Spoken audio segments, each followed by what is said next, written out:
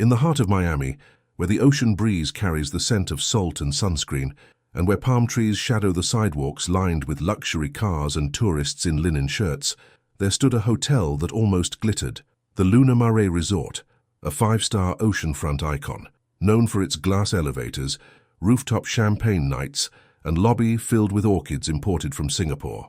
To the outside world, this hotel was a symbol of elegance, but behind its polished marble floors, the hotel was drowning in debt, and only a few people knew. On a warm afternoon, Malcolm Turner walked toward that lobby, wearing sandals, a simple white linen shirt, and a pair of drawstring beach pants.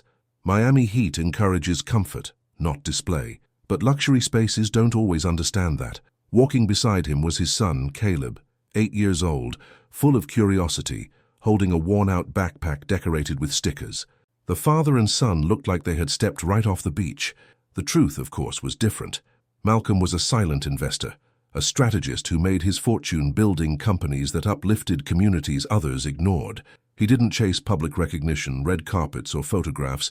His success was quiet, intentional, earned. And when the owners of Luna Mare learned that bankruptcy was near, they reached out to him, the man known for saving sinking giants. However, the staff at the hotel lobby didn't know any of that. The hotel had a certain culture, one that smiled politely while deciding who belonged and who didn't. They judged by clothing, posture, tone, skin. Appearances were their map of human value. And Malcolm, arriving in beach casual attire with a child beside him, did not fit the picture they expected of a guest, much less a man who could reshape the hotel's destiny. As Malcolm approached the polished reception desk, with its gold-trimmed edges and its delicate scent of ocean mist perfume, he opened his mouth to greet the receptionist, but she cut him off. No greeting, no welcome, just a cold and trained smile. "Sir, the employee's entrance is on the side alley. You'll see a green door." Caleb looked up at his father, eyes confused. Why? Why assume? Malcolm didn't argue.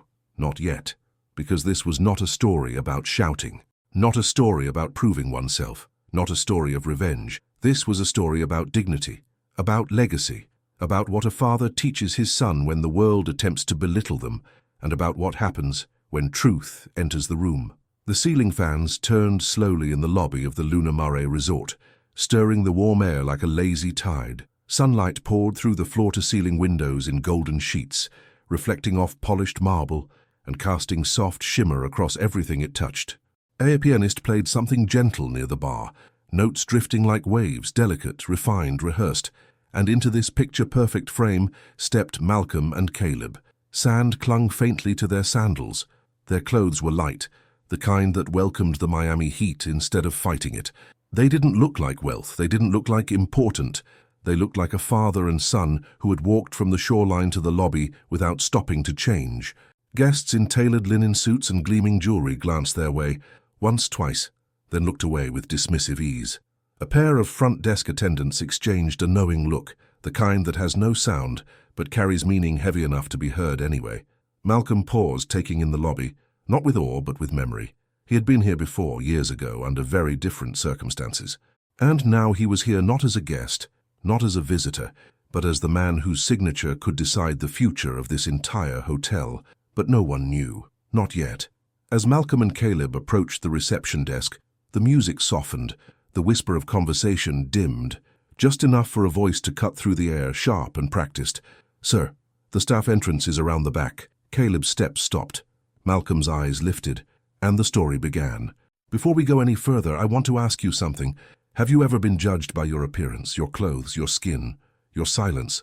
It happens quietly, doesn't it? A moment, a look, a tone, and you remember it for years. I want to know how far this story travels.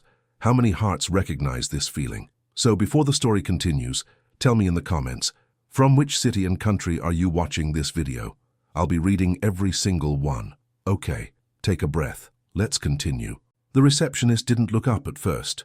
Her fingers tapped softly across the glassy surface of the hotel's reservation monitor, clicks that seemed almost rhythmic, like part of the lobby music itself. Caleb stood slightly behind Malcolm, holding the strap of his backpack with both hands, his eyes darting from the crystal chandeliers overhead to the silent, polished faces of people waiting in line. Malcolm opened his mouth to speak.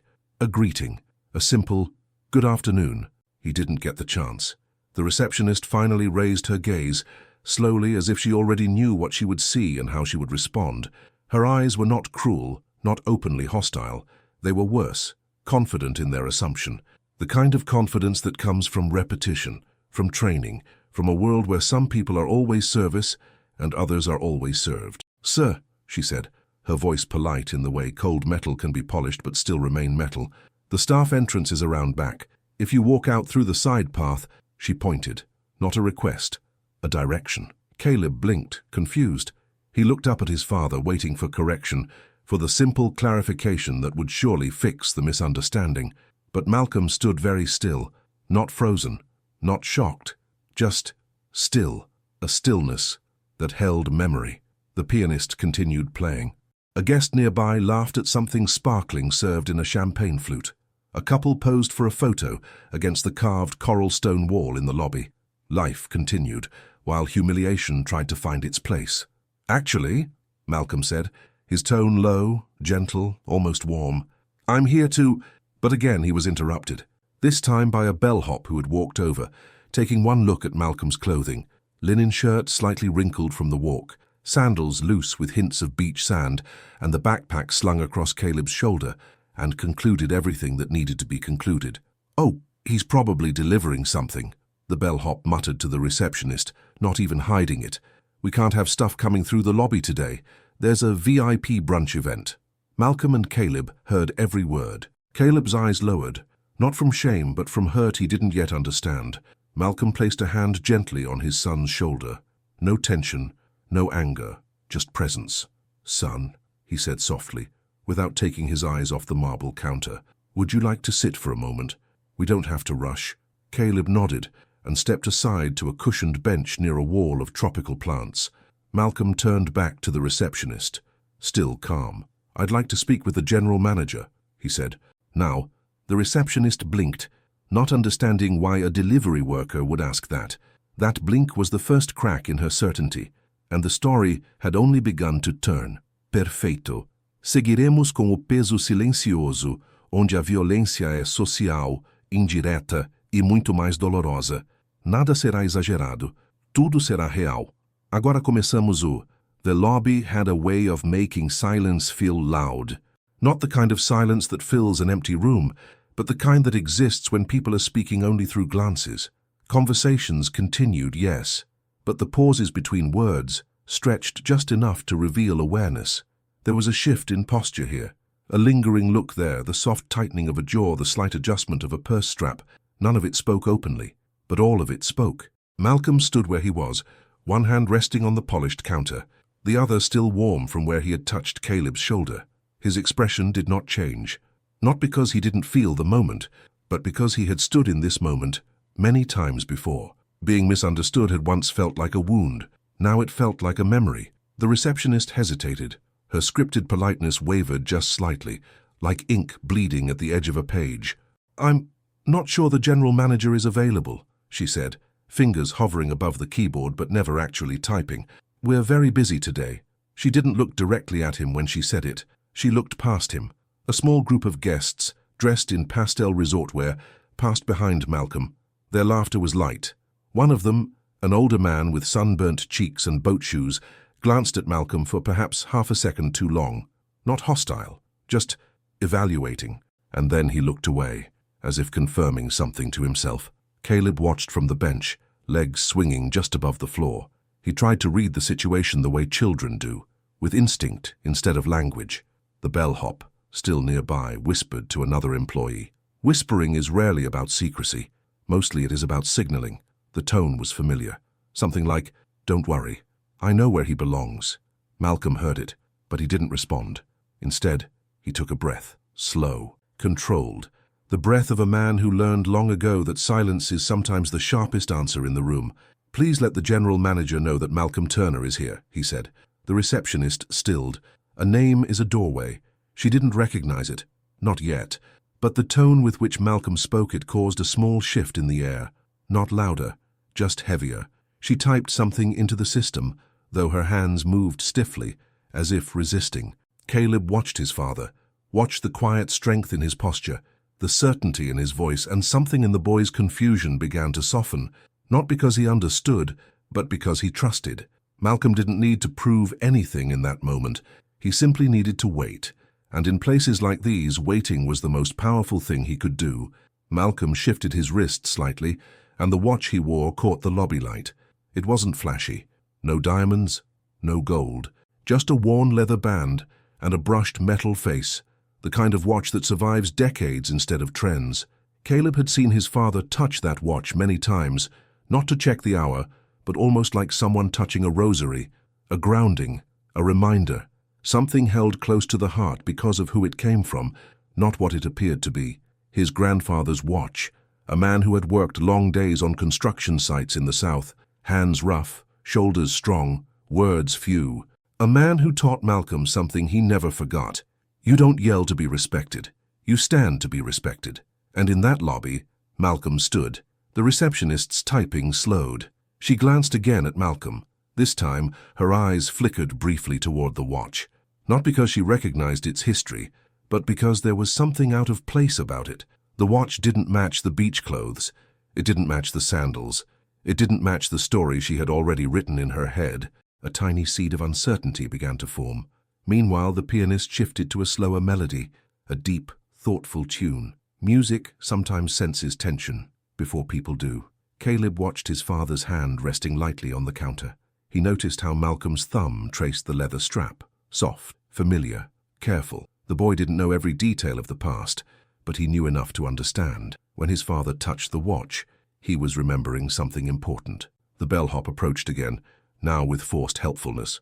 "Sir, like I said, the entrance for support staff is around back. If you just—" Malcolm didn't move, didn't look at him, didn't respond. He simply turned the watch face toward himself and checked the time, as if the boy's patience mattered more than the room's assumptions. The receptionist swallowed, a small sound, but clear. Mr. Turner," she said slowly, "I've sent a message to the general manager. If you and your son would like to wait, we can prepare a seating area." She didn't apologize. Apologies require self-awareness. She was merely adjusting her footing. Caleb walked back to his father's side, sitting closer now, shoulder gently touching arm. "Dad," he asked softly, "are we supposed to be here?" Malcolm lowered himself slightly, meeting his son's eyes, not to explain the world, but to offer something steadier than explanation. "We belong anywhere we walk into," he said. The words were soft, but they filled the room. Caleb nodded. He didn't understand everything, but he understood that, and for now, that was enough. The lobby of the Luna Marais Resort was not just a place people moved through, it was a stage, designed to be admired, photographed, whispered about. Everything from the sculpted driftwood centerpiece to the suspended glass lanterns overhead seemed arranged to remind guests that they had entered a world of curated elegance. But beauty, when paired with judgment, becomes something else entirely. Malcolm and Caleb waited in a lounge area, just a few steps from the reception desk. Plush white couches, soft blue throw pillows, a table topped with glossy magazines, showing yachts, gala photos, and real estate listings with too much glass and too little soul, the kind of wealth that announces itself. Caleb's feet did not reach the floor. They swung slowly, brushing air. His eyes moved, not quickly, not nervously, but thoughtfully. He was trying to understand the silence of people who saw him and his father, but did not look at them. The difference mattered. Two women seated across the lounge spoke quietly over iced coffee drinks, the kind served in tall glasses with mint sprigs. Their words were polite, but their glances, brief, darting, almost embarrassed of themselves, held that familiar edge. "We see you. We know who we think you are. We don't need to ask." A father and daughter passed by, beach towels over their shoulders. The daughter stared openly. The father gently redirected her gaze, whispering something meant to be kind, but shaped by discomfort. The bellhop, now at a distance, watched with an expression somewhere between caution and curiosity. His earlier assumption had been so automatic that even he seemed unsure how to undo it. And in the middle of it all, Malcolm sat still. One arm rested along the back of the couch, his ankles crossed loosely. The grandfather's watch rested against his wrist like a quiet witness. He was not shrinking, he was not rising, he was present, the kind of presence that changes the temperature of a room without raising its voice. Caleb leaned closer, shoulder against his father's side. He didn't say anything, not because he was afraid, but because something in Malcolm's calm asked for silence, not forced quietness, but shared stillness. This was a lesson, not a shouted one, not a lectured one, but a lived one. One of the receptionists whispered to the other, too softly to be words, just air shaped by discomfort. They didn't know how to categorize Malcolm anymore. He wasn't behaving the way they expected someone in his position to behave, and uncertainty is the first crack in prejudice. A manager in a navy blazer appeared at the top of the stairs overlooking the lobby, not the general manager. Just someone slightly higher on the ladder. His expression was courteous, polished, insincere. Malcolm watched him approach, not with anticipation, but with patience. There was no rush, because he knew something no one else here understood. Sometimes, the most powerful move in the room is simply to wait. The manager descended the stairs slowly, each step measured, his polished shoes tapping softly against the marble. His posture was straight, deliberate, someone accustomed to being listened to before he even spoke. He approached Malcolm with a smile that did not reach his eyes, the kind of smile designed to maintain image rather than offer warmth. "Good afternoon," he began, voice smooth. "I understand there's been a misunderstanding." His glance flicked over Malcolm's sandals, linen shirt, the faint dusting of beach sand on the floor beneath him. It was not disapproval, it was classification. A mental filing. Malcolm said nothing at first. He simply looked at the man, not challenging him, not avoiding him, just seeing him. The manager cleared his throat, uncomfortable in the silence. "If you were looking for employee access, it's on the—" But his sentence stopped, because in that moment Caleb's hand tightened around his father's arm, not out of fear, but out of something new, recognition, something in the manager's tone, posture, certainty. It was familiar, too familiar. "Dad," Caleb whispered, small voice tucked beneath the music and murmurs of the lobby. "Has this happened to you before?" Malcolm inhaled once, slowly.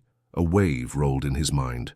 Warm air faded, marble turned to concrete, palm trees to streetlights. A memory surfaced. He was young then, maybe 19, standing outside a hotel not so different from this one, not as polished, not as perfumed, but still proud of itself. He had gone there to apply for a job, a front desk position, full-time, steady pay, something he hoped might change his life. But when he walked in wearing his only clean dress shirt, worn at the collar but pressed, the clerk didn't ask his name, didn't ask his experience, didn't ask anything, just pointed to the back door, to the laundry room, to the place where they believed he belonged. No one raised their voice. No one insulted him. No one needed to. Assumption did the job. He remembered standing there wondering if he should correct them, insist, explain, fight for the chance to be considered. But instead he had walked away, not out of defeat, but out of decision. He would never ask someone to see him. He would become someone they couldn't ignore. The memory receded like a tide. Malcolm blinked once, returned to the present. He looked down at his son, not with sadness, but with clarity. "Yes," he answered softly. "It has." There was no bitterness, no anger, just truth. Caleb nodded once, absorbing the weight without being crushed by it. The manager, unsure what conversation he had just interrupted, straightened his jacket and forced another polite smile. "If you'll come with me, we can get you sorted." The words landed wrong. Sorted. Like luggage. Like paperwork. Like inconvenience. Malcolm stood, slowly, calmly, with presence. The watch on his wrist gleamed softly, catching the Miami light. The lesson for Caleb had begun, and the lesson for the hotel was about to. The manager motioned toward a side hallway, polished limestone floors, glass walls reflecting ocean light. The corridor curved slightly, revealing glimpses of palm trees swaying outside. Everything was designed to feel calm, effortless, expensive, and yet the walk felt heavy. Caleb walked close beside Malcolm, their steps slow, unhurried. The manager's shoes clicked sharply ahead of them, a pace too quick, as if he wanted to end the discomfort rather than understand it. Other staff members along the corridor looked up as they passed, not with curiosity, more with that quiet internal calculation that happens when people attempt to identify someone's place without asking. A brief flicker of judgment, then dismissal, a silent sorting. But one housekeeper, a woman with gentle eyes and hands tired from years of labor, paused as she saw Caleb holding his father's hand. She didn't speak, but her gaze softened with something that recognized something. Not identity, not status, but experience. Malcolm gave her the smallest nod. Not a greeting, an acknowledgement. The manager didn't notice. People like him rarely noticed moments that did not serve their image. They reached a set of frosted glass doors that led to a conference lounge, a private area reserved for VIP guests, investors, owners and board members, the kind of space designed to look effortless while costing more than most people earn in months. The manager tapped a keycard and the door unlocked with a gentle tone. "Right this way," he said, still speaking in that professional cadence, still trying to maintain control of a situation he did not yet understand he had already lost. Inside, the room was cool, air conditioning humming softly. A wall of windows faced the ocean, waves folding over themselves under the late afternoon sun.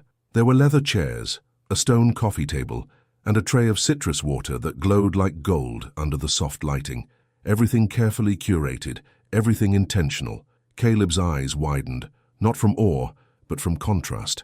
The world outside and the world inside did not look like they belonged in the same story, but they did. And he was standing in the space where those worlds touched. The manager gestured toward the seating area. "If you could just wait here, Mr. Turner," he said, still not aware of what the name meant. "I'll go check if the general manager is free to meet with you. We typically schedule meetings in advance, especially for—" He hesitated. There was no appropriate word that would not reveal the bias beneath it. "For situations like this." Malcolm didn't react to the phrasing. He simply nodded once. "Yes, we'll wait." His voice was calm enough to still water.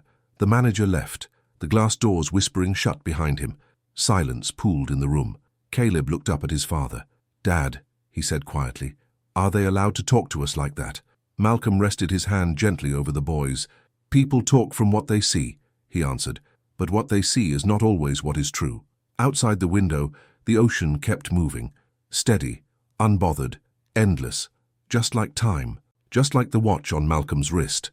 The lesson was not in what was said, but in how Malcolm waited, because soon, the ones who assumed they knew his place would realize they never understood the room at all. The air inside the private lounge was cool enough to feel like a different world, one insulated from the heat, sound, and color of Miami outside. The glass windows muted the ocean, turning its waves into gentle movement rather than noise.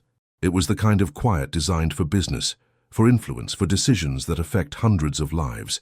Caleb sat on the edge of one of the leather chairs, swinging his feet slowly, not restless, thinking. He looked down at the watch on Malcolm's wrist, the way his father's fingers rested over it unmoving. The watch always seemed to mean something, like a lighthouse in moments where the world felt too big. "Dad?" Caleb asked softly, almost whispering so the room wouldn't hear. "Why didn't you tell them?" Malcolm didn't look away from the ocean.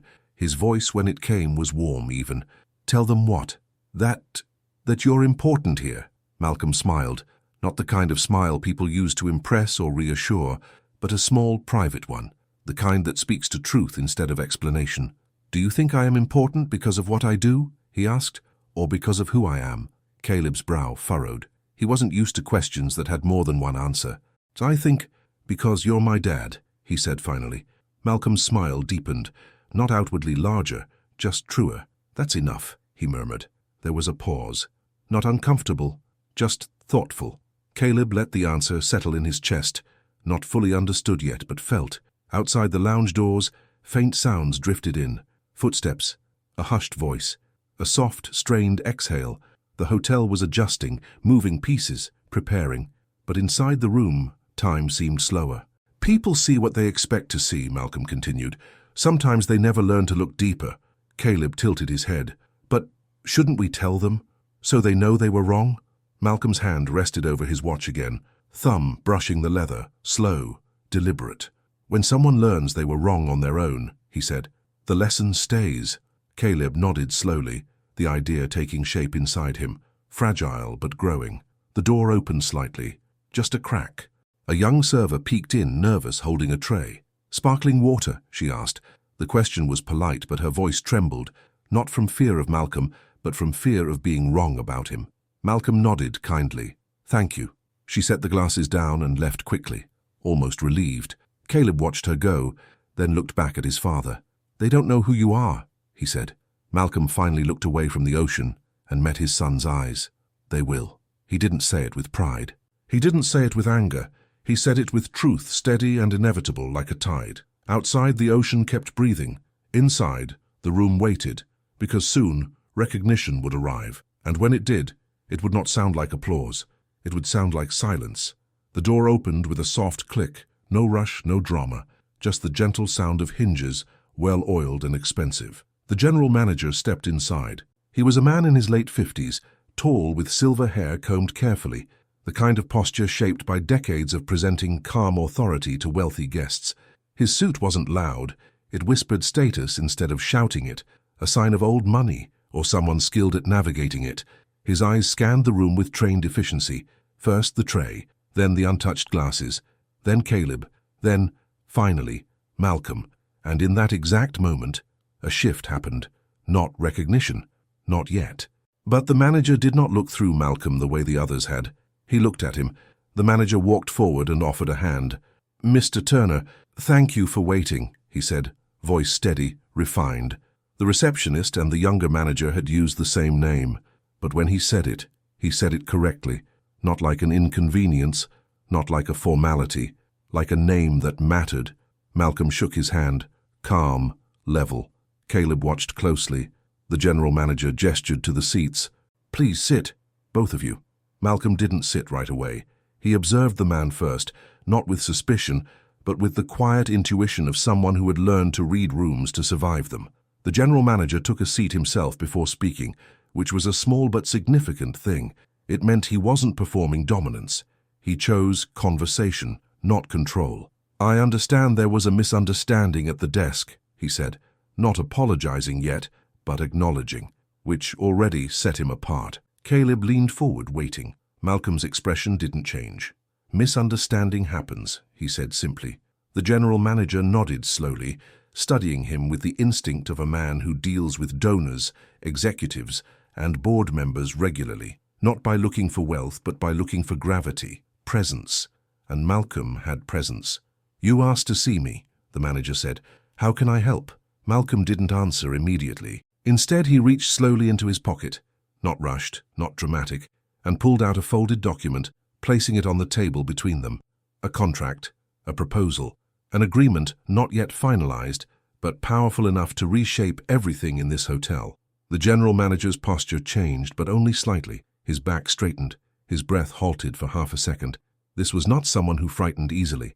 This was someone who recognized the shape of consequence. He unfolded the paper.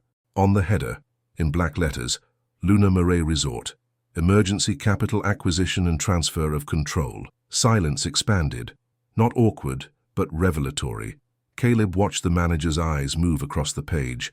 He didn't understand the details, but he recognized one thing. His father did not belong at the back door. The general manager exhaled, long and slow. "Mr. Turner," he said, voice softer now, "you should have been brought directly to my office." Malcolm finally sat. Caleb's feet touched the floor this time. Outside the window, a wave broke stronger than the last.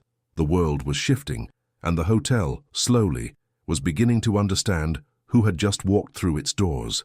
The general manager placed the document down slowly, careful, controlled, deliberate, the kind of movement a person makes when they are trying to think fast while looking calm. His eyes remained on the paper for a moment longer than necessary, as if the ink might rearrange itself into better news if given time. Then he lifted his gaze back to Malcolm. Something had changed behind his eyes. Not fear, not respect, not yet, but awareness.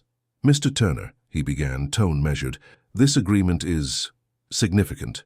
If finalized, it would mean a restructuring of ownership, but as of this moment," he tapped the paper once, "nothing has been signed." There it was. Control. Or the attempt at it. Caleb watched the exchange closely, though he didn't fully understand the language of business. He understood tone. He understood posture. The manager was speaking the way someone speaks, when they are trying very carefully not to lose position. Malcolm didn't rush, didn't lean forward, didn't attempt to assert anything. He simply rested his hands lightly on his knees, shoulders relaxed. "Yes," Malcolm said, "nothing is signed yet." The general manager nodded, relieved to hear Malcolm say it first. He was a man who needed ground under his feet, any amount. "Which means," the manager continued, "we should proceed carefully and professionally.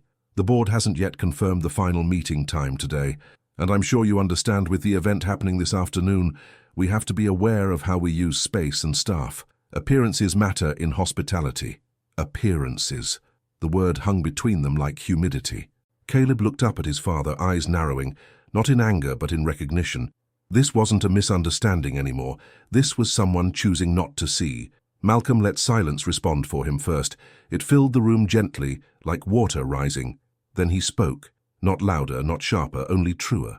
"I understand appearances," Malcolm said. "I understand them very well." His fingers brushed the watch again. "My grandfather cleaned hotels," he continued, voice calm. "My father worked in the kitchens of resorts up and down this coastline. I know what it looks like when someone decides where a man belongs before he says a word." The general manager didn't flinch, but the silence shifted. Caleb sat up straighter. Malcolm leaned back, not retreating but settling into his presence. "I didn't ask to speak with you to cause disruption," he said. "I asked to speak because I believe in clarity." The way he said clarity carried weight. Unmistakable, undeniable. The manager's jaw tightened, not visibly but in the breath between words. "Then allow me to be clear," the manager replied. "Until the board confirms, we will proceed as we always have, and your arrival will remain discreet." Caleb didn't fully understand the word, but he understood the meaning. They still wanted his father to enter through the back. This time, Malcolm smiled, not kindly, not cruelly, just knowingly. "Very well," he said softly, and that scared the general manager more than anger ever could, because a man who is calm at the moment he should be angry is a man holding all the power. The room settled into a quiet that felt heavier than before, not oppressive, just dense, as if the air itself now held meaning. The general manager stepped away to notify the board, though it was clear he needed a moment to recalibrate. The glass door whispered shut behind him. Malcolm and Caleb were alone again. The ocean outside kept folding into itself, wave after wave, steady, unhurried, ancient. Miami sunlight glowed against the water, turning everything gold for a moment, as if the world were offering a reminder that beauty and cruelty can exist in the same place without contradiction. Caleb's feet stopped swinging. He sat still, really still, the way children do when their world shifts in a way they don't yet have words for. "Dad?" he said softly. Malcolm turned his head, slow, steady. "Why does it happen?" Caleb asked. There were no specifics in the question, but Malcolm understood exactly what he meant. Why this? Why here? Why you? Why us? The question every black parent in America knows they will one day have to answer. Malcolm did not rush to fill the silence. He let it breathe. Some truths need room. Some lessons are about being, not saying. Finally he spoke. "People learn to see the world in pieces," Malcolm said. "They sort things, people, stories, clothes, skin. They decide what belongs where, sometimes without thinking, sometimes because that's how they were taught." Caleb listened the way someone listens to weather, absorbing, sensing, not analyzing. "But," Malcolm continued, "what they see first is not the whole of who we are. It's only the surface." Caleb was quiet for a moment. "Does it stop when people know who you are?" Malcolm smiled, but it was a sad and wise smile, not a heavy one. "Knowing your worth does not stop the world from misunderstanding you," he said, "but it means the misunderstanding does not decide who you become." Caleb looked down at his own hands, small hands, growing hands. He pressed his palm lightly against Malcolm's wrist over the watch. "Grandpa had this happen too," Caleb said. Not a question, a realization. Malcolm nodded just once. "He taught me to stand," Malcolm said. He didn't mean posture. He meant presence, the thing that fills a room without needing to raise its voice. Caleb leaned against his father's arm, not seeking comfort, but sharing it. The ocean washed the glass with shifting sunlight. In that room, something changed. Subtle, quiet, irreversible. Caleb was no longer only watching his father face the world. He was learning how to face it too. And somewhere on the other side of the hotel, the board members were gathering. The world was beginning to move. Beyond the frosted glass, footsteps multiplied. Not rushed, not loud, just present, like the distant gathering of a storm still deciding where to break. Caleb could hear them before he understood them. Low voices, short phrases, the kind of talking people do when they are deciding how to talk. Because now someone somewhere in this hotel had said a name, Malcolm Turner, the man whose signature could determine whether Luna Marais survived the season. And the whisper traveled fast. Whispers always travel faster than truth. The glass door slid open again. This time not for a server, not for a mid-level manager, but for a woman in a tailored navy suit, her expression controlled, her steps measured. She was the assistant director of operations, though her name wasn't needed to feel her authority. She didn't look at Caleb. She looked straight at Malcolm. "Mr. Turner," she said, and the title sounded different now, less generic, more cautious. "The board will be ready for you shortly. They're finishing arrangements in the South Conference Room." She spoke as if she had always intended this level of courtesy. Caleb heard the difference. He felt it. The woman glanced briefly at Caleb, not unkindly but calculating, assessing how a child fit into her mental map of business protocol. Then she looked back at Malcolm. "Would you like any refreshments while you wait?" A small detail, insignificant on the surface. But it was the first sign of shifting power. Malcolm nodded once. "Water is fine." She left. And as the glass whispered shut again, Caleb exhaled, not because something had ended, but because something had begun. Soft voices floated just outside the door, indistinct but unmistakable. "Didn't know he was... They should have... Imagine letting him... Someone needs to speak to front desk." The words were not cruel. They were simply scrambling. People adjusting their understanding of status in real time. Caleb looked up at his father again, but this time something was different in his gaze. Not confusion, not pain. Recognition. The world had made an assumption, and the world was now correcting itself. But Malcolm didn't look triumphant. He didn't look gratified. He didn't even look relieved. He looked the same as he had when they were standing in the lobby, as if who he was had never changed. Because it hadn't. Caleb leaned closer and said quietly, with a budding strength in his voice, "They're seeing now." Malcolm turned to him, not with pride, but with gentle affirmation. "They are," he said. "But remember," he tapped the watch. "Once. Soft. Precise. We were here even when they didn't see. A lesson that would last a lifetime." The footsteps outside stopped. The door handle clicked. The board, the real decision-makers, were ready. And the room, once still, now waited for a man who had never needed permission to enter. The door opened again, this time more confidently, as if the person entering believed they were stepping into a situation they fully understood. The receptionist. Her hair was smoothed back now, her posture straighter, her smile larger, brighter, manufactured. She was accompanied by the younger manager, who had earlier directed Malcolm toward the employee entrance. His face was composed, but the tightness around his mouth betrayed something restless. Damage control wearing a suit. "Mr. Turner," the receptionist began, voice suddenly coated in warmth, "we're so terribly sorry for the earlier confusion. We were unaware of your importance to the hotel." There it was. Not, "We're sorry for assuming who you were." Not, "We're sorry we treated you differently because of how you looked." Not, "We're sorry your son had to watch us do it." But, "We're sorry because you turned out to be someone important." Caleb felt the difference immediately. Children recognize sincerity faster than adults do. Adults are trained to pretend. Children are trained to notice. "It's quite all right," Malcolm said, tone neutral. Not dismissive, not forgiving. Simply true. Because their apology had not been for the harm, it had been for the miscalculation. The younger manager stepped forward slightly. "If we'd known you were here for the board..." Malcolm turned his head just enough to meet his eyes. "I didn't come here for the board," he said. "I came here with my son." The silence that followed felt like the snapping of a thin branch. The receptionist swallowed. The younger manager blinked, because that sentence held weight they could feel, but didn't know how to respond to. Caleb's hand rested on the watch again. The receptionist attempted another smile, gentler this time, but it wavered. "If there's anything we can do to make you more comfortable while you wait..." But her voice shook when she said comfortable, because she realized, halfway through the word, that the hotel had already failed at that. Malcolm rose slowly. "We are already comfortable," he said. "Not arrogant, not performative, just present, unmoved." The younger manager cleared his throat, trying to regain footing. "The boardroom is ready. We'll escort you there now." "Thank you," Malcolm replied. He didn't look at them again. He looked at Caleb. "Come on, son," he said softly.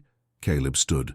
No fear now, no confusion, just understanding. They walked past the receptionist and younger manager, not hurried, not tense, steady, and the two hotel employees stepped aside, not because they were told to, but because something in Malcolm's silence made room.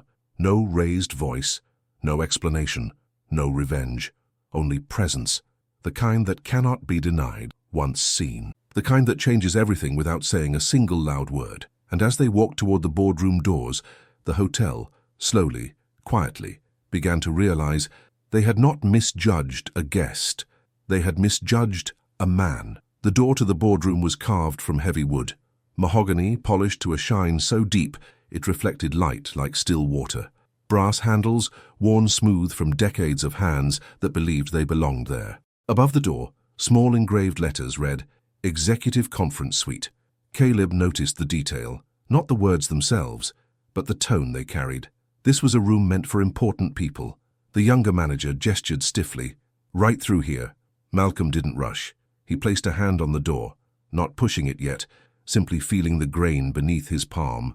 The wood was smooth, expensive, meant to last long after the people inside it were replaced. Rooms like this are built for legacy. But legacies change. He opened the door. The room was quiet. Not the quiet of emptiness, but the quiet of attention. Long table, dark wood, leather chairs arranged in perfect symmetry, a chandelier, not glamorous but weighty, hung overhead, shining warm amber into the room. The walls were lined with portraits of former owners and founders, pale faces in gilded frames, dressed in suits, gazing outward with the self-certainty of people who had never been asked to prove they belonged in a room like this. Caleb looked at the portraits longer than Malcolm did, not because they intimidated him, but because he recognized something. Not one of them looked like his father, and yet, here his father was. The board members, 5 of them, sat on one side of the table. 3 men, 2 women. Their expressions were carefully arranged, composed, polite, but strained around the edges. They had heard, maybe not everything, but enough. A chair waited on the opposite side of the table. One chair, alone. A seat meant for someone being interviewed, not someone making decisions. Caleb noticed. So did Malcolm. But Malcolm did not hesitate. He walked past the empty seat at the far end of the table, the one meant to establish hierarchy, and instead took the seat at the center of the long side. Not challenging, simply choosing. The board members adjusted in their seats, subtle but unmistakable. Caleb sat to his father's right, placing his backpack quietly at his feet. The board chair, a man with white hair and a tired but shrewd face, folded his hands on the table. "Mr. Turner," he began, the tone slow and deliberate, "we appreciate your willingness to meet on short notice. As I'm sure you understand, the situation regarding Luna Mare is delicate." Malcolm nodded once. Caleb watched him. The board chair continued. "The resort is facing significant operational strain. Revenue is down, debt is up, and confidence from our lenders is eroding. Your proposal," he tapped the folder lightly, "would keep Luna Mare alive." He spoke carefully, as if each word cost him something. But then his voice shifted. "But before we move forward, we want to understand something." He leaned forward. "Why here? Why this hotel? And why now?" It was not an accusation. It was not curiosity. It was fear disguised as formality. Caleb looked at his father. Malcolm's answer would not just shape the board's future. It would shape his son's. Malcolm placed his hand over his watch and prepared to speak. Malcolm rested both hands on the table, not to claim the space, not to perform power, but to be present in it. The watch on his wrist lay visible beneath the warm chandelier light, its leather worn smooth by hands that had worked, built, and endured. Caleb leaned forward slightly, listening. The board chair waited, pen poised over a legal pad he likely didn't need. The others watched Malcolm with that attentive stillness used by people accustomed to controlling outcomes. Malcolm's voice, when it came, was quiet. "My father worked in this hotel," he said. "Not recently, not when things looked like this, before the renovations, before the rebranding, before the glass lobby and the art installations." 3 of the board members stiffened, not expecting the conversation to go there. "He worked in the back," Malcolm continued. "Laundry, night shift, the kind of job no one sees unless it isn't done." Caleb bowed his head, absorbing that piece of family history like a stone settling into water. "He worked 6 days a week," Malcolm said. 2 jobs, sometimes 3. He used to come home smelling like detergent and steam, but he always came home smiling, because he believed in us. He believed that his work meant something. The general manager, standing near the door now, shifted his weight, suddenly far more aware of the space he occupied. Malcolm looked across the table, not accusing, simply stating truth. Every hallway in this building has his sweat in its paint. A stillness filled the room like air before lightning. Caleb's eyes lifted, not with pride, but with the kind of understanding that finalizes itself quietly, deep inside. Malcolm continued, "My father was a man who gave everything to create opportunities he never got to see. He didn't get to sit in rooms like this. He didn't get to speak. But he taught me something I have never forgotten." His fingers touched the watch once. "A legacy is not built from what we keep. It is built from what we continue." The board chair's pen stopped moving. Malcolm looked around the room, not challenging, not begging, just rooted in truth. "When I saw that this place was failing," he said, "I understood something very clearly." He paused. "I was not here to save the hotel. I was here to continue what my father began." Caleb looked up at him, eyes bright, not with admiration, but with recognition. His father had not come to reclaim dignity. His father had brought it with him. The room did not applaud. It did not gasp. It simply held still, because truth has a sound, and everyone in the room had just heard it. The board chair leaned back slowly in his leather seat, the faint creak of the chair the only sound in the room. His expression did not shift, but his posture did, subtly, the posture of someone collecting themselves after realizing the conversation was not what they assumed it would be. Across the table, one of the board members, a slim man with sharp glasses and sharper confidence, spoke next. His tone was polite but polished in the way of people accustomed to being right. "Mr. Turner," he began, fingers steepled lightly. "Legacy is a meaningful sentiment, of course, but business decisions require clarity, not nostalgia. We need to be sure your involvement is strategic, not emotional." The word emotional hung in the air like something souring. Caleb felt something tighten in his chest. Malcolm did not.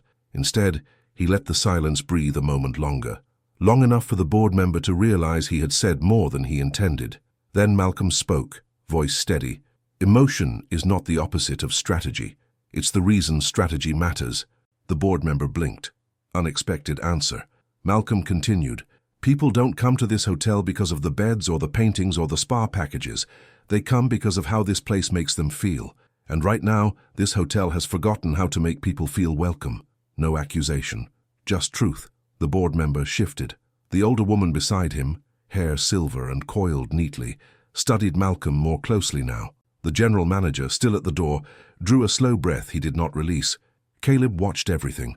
And then another board member, the youngest man at the table, likely the most recently appointed, leaned forward. "If your father worked here," he said, tone softer, more curious, "why didn't you ever apply to work here yourself?" Caleb turned to Malcolm. This answer mattered. Malcolm didn't look at the board member when he answered. He looked at the room, at the portraits, at the chairs, at the floor polished by hands that would never sit at this table. "I didn't apply," he said, "because I decided I would only return when I didn't need to ask permission to be here." The silence that followed was deep enough to hear the ocean through the glass. Caleb's hand found the watch again, not holding on, joining. The board members understood the meaning, some with discomfort, one with quiet respect, one with fear. The man in sharp glasses tried one more time, a final reach for control. "And now you're returning to claim ownership." Malcolm turned his head slightly, not defensively, not proudly, simply present. "No," he said. "I'm returning to build something better than what was left to my father." This time the silence didn't belong to hesitation.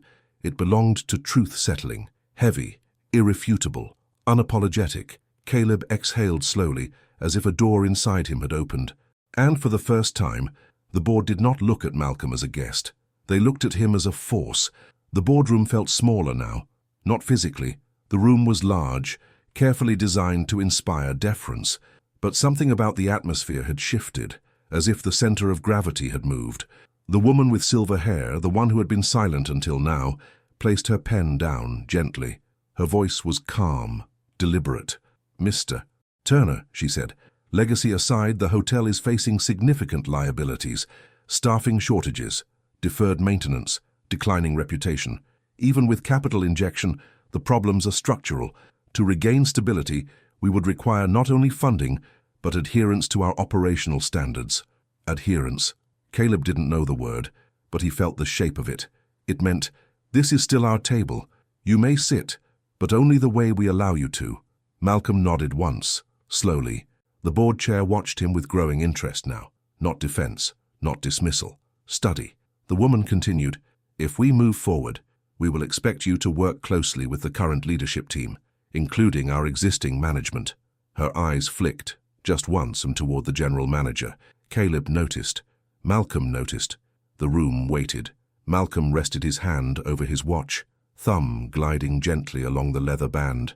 No rush, no tension, no breaking point, just presence. "I appreciate the clarity," Malcolm said. The woman exhaled, relieved. She thought he was agreeing. Then Malcolm continued, "But I do not invest in structures designed to keep the same mistakes in place." Silence. Not the silence of discomfort, the silence of impact. The man with sharp glasses leaned forward, the last spark of resistance. "So you're saying the current leadership is part of the problem?" A lesser man would defend himself here, or attack, or justify. Malcolm simply told the truth. "I'm saying," he replied, "that a hotel cannot offer hospitality if the people leading it do not understand it." The general manager's jaw tightened, briefly, before he masked it with professionalism. But everyone saw it, especially Caleb. The board chair placed his pen down. "Mr. Turner," he said, voice quieter now, "are you suggesting a change in management?" Malcolm didn't blink. "I'm suggesting a change in culture," he said. "And culture begins with who opens the door." Caleb felt something like wind move through his chest. Not triumph, something deeper, recognition of who his father truly was. The woman with silver hair looked at Malcolm for a long moment, not resisting, not conceding, understanding. And the board chair leaned back again, this time not to evaluate, but to reassess the entire conversation. The general manager remained standing near the door, suddenly looking very small in a room he once believed he owned. Malcolm did not raise his voice. He did not need to, because the room had already realized he wasn't asking for permission. He was setting terms. The board chair cleared his throat, the sound soft but carrying weight. He lifted a folder, thinner than the one Malcolm had brought, but printed on linen stock paper, the kind that suggests importance even before it's read. "This," he said, sliding it toward Malcolm, "is our provisional agreement.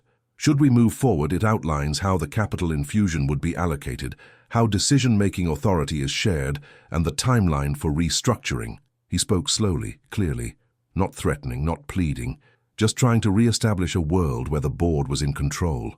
Malcolm did not immediately reach for the folder. He watched it. Paper is never just paper. It is a statement. The board member with sharp glasses leaned forward, confident again now that the conversation was returning to the realm of contracts and signatures. "As you'll see," he said, "the structure maintains operational oversight under the current executive management for at least the next 18 months. The purpose is to ensure continuity and minimize disruption to brand perception." There it was, brand perception, image, comfort, control. Caleb didn't understand the business words, but he understood tone. They were offering a door, but only one that opened inward on their terms. Malcolm finally placed his hand on the folder, gently, fingertips resting on the corner, not pulling it closer. "When my father worked here," he said quietly, "no one asked him what he saw." The sharp glasses board member blinked, not following. Malcolm continued. "He saw guests, yes, but he also saw staff. He saw who was treated as visible and who was treated as background. He saw what hospitality was supposed to mean and what it actually meant." The older woman leaned back, absorbing the words. "The problem with continuity," Malcolm said, tapping the folder once, softly, "is that it continues exactly what needs to change." Silence again. But now, silence with edges. The board chair folded his hands. "What are you proposing?" he asked, voice even. "In place of our continuity plan." Malcolm didn't look at the chair. He looked at Caleb, because the real answer was for him. "Leadership," Malcolm said, "that reflects the people who built this place, the people who serve it, and the people who walk into it without being seen." The sharp glasses board member opened his mouth, ready to argue, to defend, to correct the narrative, but the board chair lifted a hand, silencing him. Not because Malcolm was right, not because Malcolm was wrong, but because the board chair finally understood the stakes. This was not a negotiation of money, it was a negotiation of identity. He looked at Malcolm with new eyes. "You intend to reshape the soul of this hotel," he said. Malcolm didn't smile. He just answered, "Yes." Caleb exhaled, slow, steady. The room was changing, not all at once, but unmistakably, because the moment a place learns to see someone it failed to see before, it never forgets them again. The air in the boardroom shifted again, not loudly, not abruptly, but like the slow turning of a tide. No one stood. No one raised their voice. No one made a dramatic gesture. But the balance of the room had changed. It was felt. The older woman on the board, the one who had listened rather than reacted, leaned forward slightly. "Mr. Turner," she said, voice measured, "you speak of legacy and labor. You speak of what your father endured here. I don't doubt the sincerity of your memory, but—" always the but, she continued carefully. "Memory has a way of shaping itself to emotion. We have records of employment, reports, performance logs. If we are to consider cultural restructuring, we must understand whether the past you describe is documented." Her tone wasn't cruel. She didn't mean harm, but harm doesn't require malice, only distance. Caleb's chest tightened. He didn't know all the words, but he knew exactly what she was saying. Prove it. Prove your father mattered. Prove he was treated the way you say. Prove the invisibility we gave him. Malcolm did not react with anger. He simply exhaled, a slow breath shaped by memory and patience. He reached into his pocket and drew out something small, folded and thin with age. Not the proposal, not the contract, not a legal document. A pay stub, edges worn, ink faded, paper soft from being handled many times over many years. He placed it on the table, not forcefully, not ceremonially, just truthfully. The board members leaned in, even the confident man in sharp glasses. The name on the slip was clear. Henry Turner, Laundry Services, Night Shift, 5.07 HR. Caleb had seen that paper only once before, on the night his father told him about the watch. He didn't understand everything then. He did now. Malcolm spoke quietly. "He kept this," he said, "not for proof, but as a reminder of what he built. Quietly, invisibly, believing it would matter one day." The room did not move. Not a breath, not a page, not a glance. Malcolm's voice stayed soft, steady. "He worked here for 9 years. His name is not on the walls. He's not in your annual reports. But this hotel stands because of people like him." The older woman's eyes shifted, not ashamed, but awakened. The board member with sharp glasses opened his mouth, then closed it. Words were inadequate now.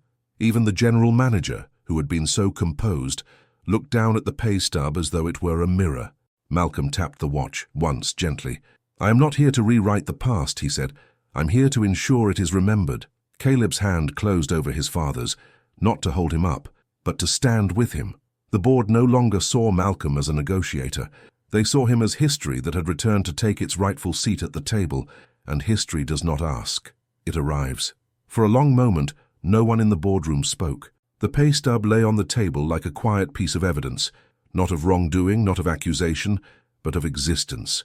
Proof of a life the hotel had benefited from and never acknowledged. Caleb looked at it too. He traced the faded ink with his eyes. He imagined his grandfather's hands, hands that lifted linens, folded uniforms, scrubbed steam-burned steel until it shined for guests who never learned his name. Something inside Caleb shifted. Not sadness, not pain, understanding. The older woman across the table saw that shift happen in him. Her gaze softened, not with pity but with a realization she had not been prepared to have. This was not a negotiation between businessmen. This was a family returning to a house their hands helped build. The board chair cleared his throat, but softer now. "Caleb," he said, addressing the child directly for the first time. "How old are you?" Caleb blinked, surprised. No one had spoken to him this entire time, only around him. "I'm 8, he answered. The board chair nodded. "And do you know why your father is here today?" Caleb looked at Malcolm, not for the answer, but for permission to speak his truth. Malcolm nodded once, encouraging him. Caleb turned back to the board. "He's here," Caleb said slowly, carefully choosing the words the world had put inside him, "because people forget that someone had to work for everything they have." The room stilled, not from shock, not from discomfort, from clarity. Caleb continued, voice steadier now. "My grandpa worked here, and no one remembered him, but my dad did, and I do. And that means this place should remember him too." The sharp glasses board member leaned back as if something had struck him, not aggressively, but undeniably. The older woman pressed her fingertips to her lips. The general manager looked at the floor. It was not Malcolm who made them confront themselves. It was a child who understood legacy without needing to define it. Malcolm placed his hand on Caleb's shoulder, not guiding him, not correcting him, acknowledging him. The board chair exhaled, a slow, heavy release of air that carried more meaning than words. "Mr. Turner," he said, voice quieter now. Your father's contribution and your own are clear to us. The question before us now is not whether you belong at this table. He paused. The question is how we move forward together. This time, no one on the board objected. There was no attempt to reclaim superiority, no effort to reframe control, because something had happened that no contract, no clause, no authority structure could prevent. They had finally seen the people behind the history, and once seen, they cannot be unseen. Caleb leaned slightly into his father's side, not for protection, for presence. The board chair folded his hands on the table again, but this time his posture had changed. No longer leaning back in quiet authority, he leaned forward, as one speaks to an equal. Mr. Turner, he began, choosing his words carefully, we recognize now that your presence here is not incidental, and your intent is sincere. The sharp glasses board member didn't interrupt this time. No one did.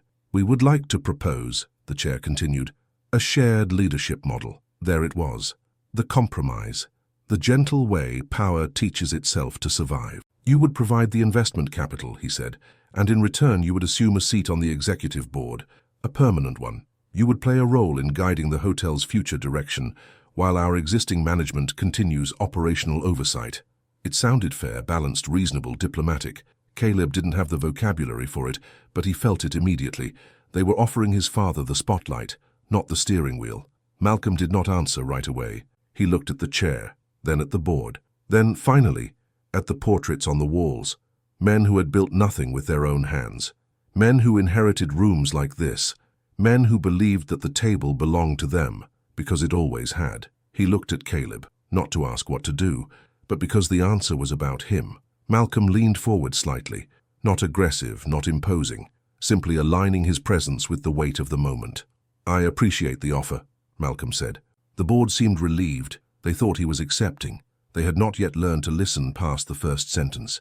But I did not come here for a seat, Malcolm continued. The relief stopped. He tapped the table once, lightly, the same way he tapped the watch when grounding himself. I came here to change the foundation. Silence. But not the old silence. The new one. The kind that comes when truth has entered the room and refuses to leave. The sharp glasses board member spoke before he could stop himself. That would mean replacing the current management. Malcolm's answer was simple. It would mean replacing a system that teaches people to assume who belongs in the lobby and who belongs at the back door. The general manager's face flushed, not red but stripped. The older woman closed her eyes, not in resistance, but in realization. The board chair did not move. He simply breathed, slowly, deeply, with the weight of someone beginning to understand that history had finally walked back into the building, and it was not asking permission. Caleb spoke, quietly, but clearly. If something is broken, you don't keep it just because it's old. Every head in the room turned toward him. He didn't look away. Malcolm rested his hand on his son's shoulder, not to guide him, to stand with him. The board chair nodded once, not agreeing, not conceding, just acknowledging the world had just changed. The negotiation was no longer about money. It was about identity, legacy, and who decides what a place becomes. And Malcolm wasn't walking out of that room without shifting the walls. The board chair didn't respond immediately. He looked at the long wooden table, his reflection faint in the polished surface, as if trying to see himself from the outside. One of the older men at the table, with a deep tan and silver cufflinks, finally spoke. His voice was calm, but his words carried the weight of ego disguised as heritage. This hotel has a history, he said, a reputation, a culture that has attracted certain clientele for decades. If we uproot that entirely, he spread his hands slowly, we risk losing what makes Luna Marais what it is. Caleb didn't fully understand the sentence, but he understood the look behind it. He was speaking about people like them. Malcolm didn't respond right away. He let the silence reveal the truth behind the words. What culture are you protecting? Malcolm asked quietly. No accusation, just clarity. The man shifted in his chair, not because he didn't know the answer, but because he did. The older woman spoke next, more gently. Mr. Turner, there are guests who expect a certain atmosphere when they visit, a certain consistency. Consistency, a word that sounds harmless, until you realize it means we don't want the world to change.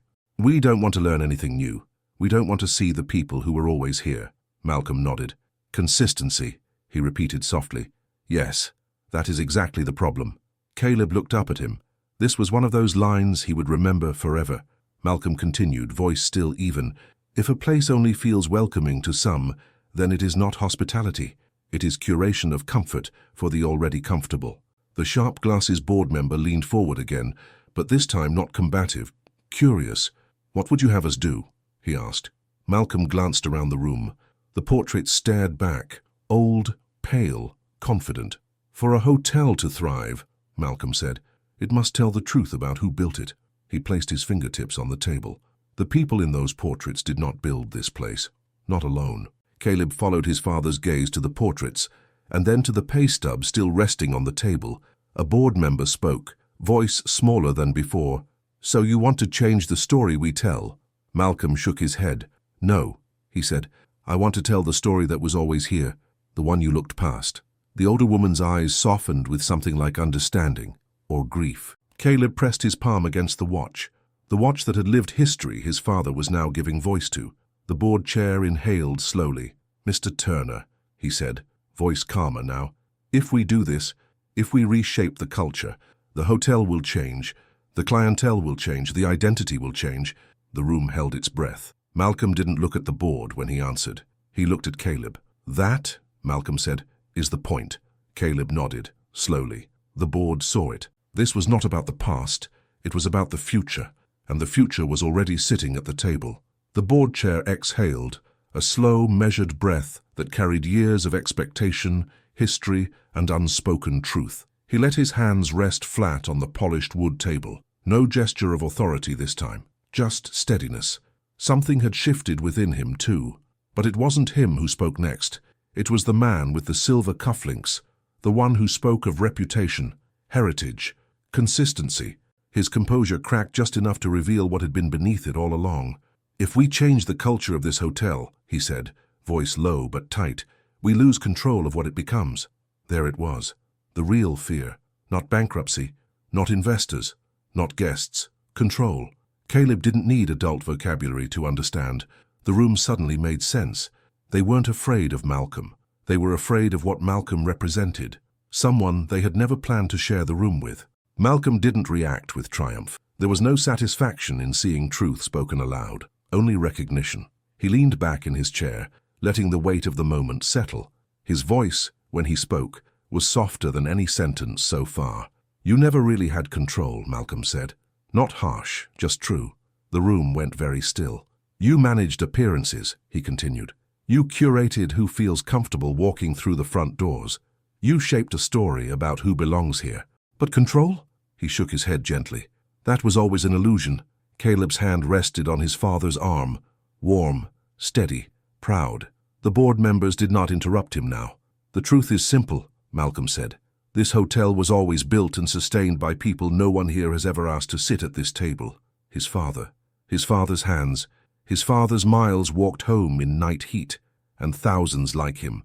The older woman's eyes softened, her voice almost a whisper. Then what does control look like to you, Mr. Turner? Malcolm looked at Caleb before he answered. Not for guidance, for meaning. For a place like this, Malcolm said, control is not in deciding who is allowed in. He paused. It is in deciding that everyone who enters is already welcome. The general manager blinked, not the blink of resistance. The blink of realization that the job he believed he was maintaining was not the job that needed to exist anymore. The sharp glasses board member didn't speak. His hands were folded, tightly. The board chair nodded slowly, absorbing the words. This would make Luna Marais a very different place, he said. Malcolm nodded once. Yes, he replied, it would make it true. Caleb didn't look away. His heart understood before his mind did. This was why they were here, not to reclaim a hotel, to redefine home. The board stood, not in unison but gradually like a tide pulling back from the shore. No one slammed chairs back, no one whispered, no one avoided Malcolm's gaze. They simply rose with the kind of silence that follows truth. We'll step outside to discuss, the board chair said. His voice did not hold superiority anymore, just wait. He nodded once to Malcolm, not as a courtesy, as acknowledgement. The board filed out. The general manager left last, his steps slower than before as if walking with new gravity. He did not look back. The heavy door closed, and the room was suddenly very large. The portraits watched from the walls, expressionless, unmoved, but something in the air around them had shifted. Caleb slid off his chair and walked around the table to stand beside his father. He didn't say anything at first. He just rested his head lightly against Malcolm's arm, not because he needed comfort, but because he wanted connection. Malcolm placed a hand on Caleb's back. Slow, steady, the same way his father used to place his hand on his shoulder when the world became too sharp. Neither spoke, not yet. The ocean's reflection shimmered in the window, the late afternoon sun folding into gold, then amber. The world outside was unchanged. Cars still moved. Waves still broke. Birds still cut through heat and sky. But inside the room, something fundamental had rearranged itself. After a minute, or maybe an hour, time felt soft here. Caleb looked up. "Dad," he said quietly, "was Grandpa proud of you?" Malcolm's breath caught, not because the question was heavy, but because it was true. He didn't answer right away. He looked at the pay stub on the table, thin paper, worn edges, a life measured in hours and labor, not recognition. "My father never asked me to be successful," Malcolm said slowly. He spoke to the room. He spoke to the portraits. He spoke to the ocean. But mostly he spoke to his son. "He asked me to never forget who I am." Caleb nodded, absorbing the words like warmth. "And who are you?" he asked. Malcolm placed his hand over his watch, the leather warm from his skin. "I am his son," he said. Caleb placed his smaller hand on top of Malcolm's. "And I'm yours." The simplicity of it was the kind that outlives monuments. No applause, no declaration, no audience. Just truth, passed from one generation to the next, silently, without ceremony, like a watch handed down, soft from years of use. The board would return soon. Decisions would be made. Documents would be signed.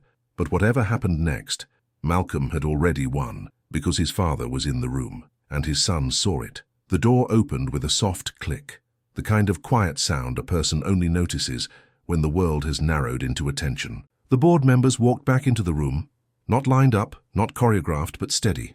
Their steps were slower now, less sure of themselves, but more honest. No one spoke right away. They took their seats.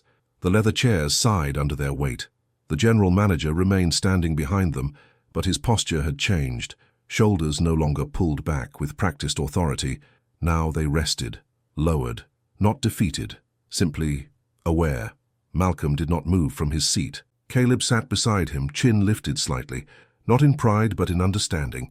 He was not observing anymore, he was present. This time it was the older woman who spoke first. Her voice was quiet but clear. "Mr. Turner, we heard you. No defense, no justification, no attempt to rewrite what had just occurred." Caleb breathed in slowly. The sharp glasses board member leaned forward, not with the confidence of before, but with sincerity that surprised even him. "We have operated under assumptions," he said, "about who our guests are, about who our staff should be, about what hospitality means." His voice softened, the sharpness gone. "And we see now that those assumptions have been small." Caleb watched him carefully. The silver cufflink man did not speak, but his silence was no longer resistance. It was recognition. Finally, the board chair folded his hands again, not to display authority, but to steady himself. "Mr. Turner," he said, "you were right earlier. This is not about saving the hotel, it is about defining what it becomes." Caleb's heart beat faster, not in fear, but in anticipation. "And we understand now," the board chair continued, "that we cannot ask you to change what you came here to honor." Malcolm did not nod. He did not soften. He simply listened. Then the board chair said the words that shifted the room. "We are prepared to restructure leadership." The general manager inhaled sharply, not loudly, just noticeably, but he did not speak, because he knew. Caleb looked up at his father, eyes wide, not in triumph, in realization. Something that had once been untouchable, a system older than him, older than his father, had just moved. "However," the board chair continued, "we want to understand one thing before we sign anything final." Malcolm waited. The board chair's question was not defensive, not strategic, not fearful. It was human. "What do you want Luna Marais to be?"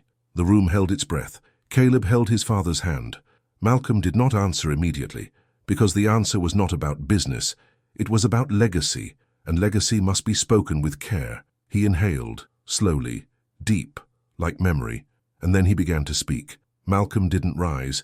He didn't need to. He simply sat there, and with his son beside him, with his father's watch on his wrist, with the weight of memory and the clarity of purpose resting evenly in his chest. When he spoke, his voice was calm, not rehearsed, not dramatic, just true. Luna Marais was built to look beautiful, he said.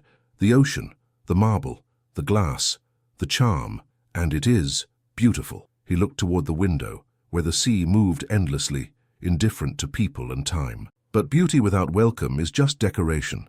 The board listened, really listened this time, not waiting to respond, not calculating, just receiving.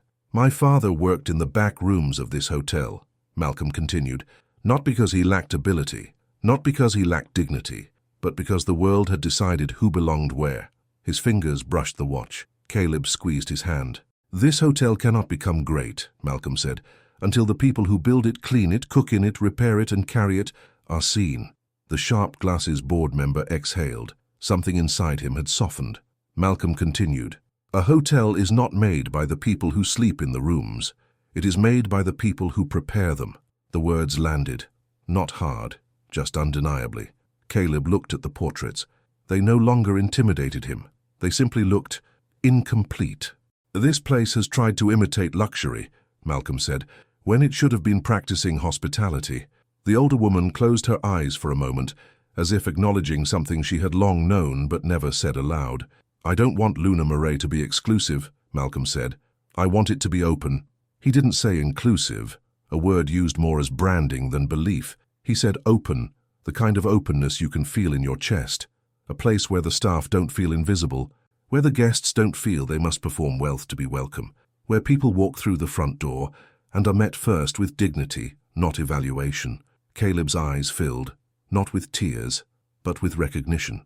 This hotel should not be a place people come to escape, Malcolm said. It should be a place where people come to belong. Silence. The kind of silence that holds the weight of something finally spoken. The board chair leaned back, not in defense, not in resistance, but in understanding. The older woman nodded, slowly, deliberately. The silver cufflinks man lowered his eyes, not defeated, but thoughtful. Even the general manager felt it, something loosening, something unlearning. Caleb leaned into his father's side, not for protection, but for pride, because he had just watched a man turn memory into direction, and direction into future. The board chair stood, not abruptly, not ceremonially, just with certainty. We will proceed with the restructuring, he said. No hesitation, no qualifiers, no softening of language. And, he continued, looking directly at Malcolm now, we will begin by replacing the leadership team. This hotel cannot become what it needs to be under the vision that shaped its past. The general manager closed his eyes for a moment, not in offense but in understanding. He nodded, once, a gesture that said, I see it now. The older woman added softly, we will also establish a recognition program to honor the workers who built this place, including your father.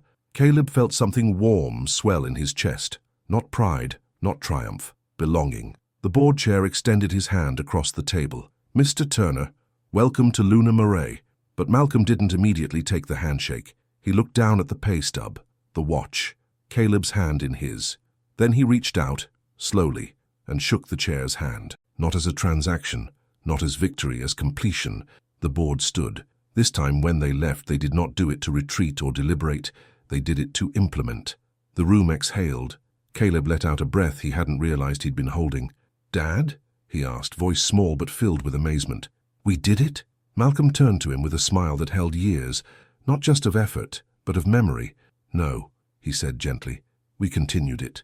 They walked back through the halls of the hotel, the same halls where whispers had once followed them, but now the whispers had changed.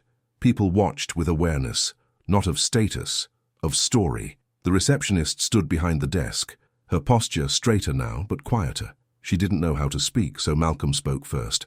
Good afternoon, he said softly with warmth. Her breath trembled, and she nodded. Good afternoon, Mr. Turner. No overcorrection, no dramatic apology, just recognition. The bellhop who had redirected them to the back entrance stepped aside, eyes lowered, not out of shame, but out of realizing he had never known how to see someone fully. Malcolm nodded at him, not to absolve him, to include him. Father and son walked out the front doors. The sunlight met them like a welcome.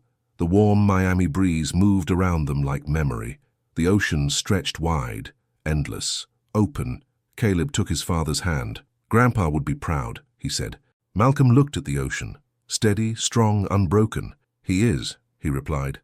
And they walked forward, not into a world given to them, but into a world they were now shaping. Thank you for watching this story. Before you go, I want to ask something meaningful. Where are you watching from? Tell me your city and country in the comments. It means more than you think, because stories travel and connection matters. And one more thing. On a scale of 0 to 10, what did this story make you feel? Not whether it was good, but how deeply it reached you. Your comment helps this channel grow and brings more stories like this to life. If the message in this story touched you, please like, share, and subscribe. There are many more stories to tell, and we're just getting started.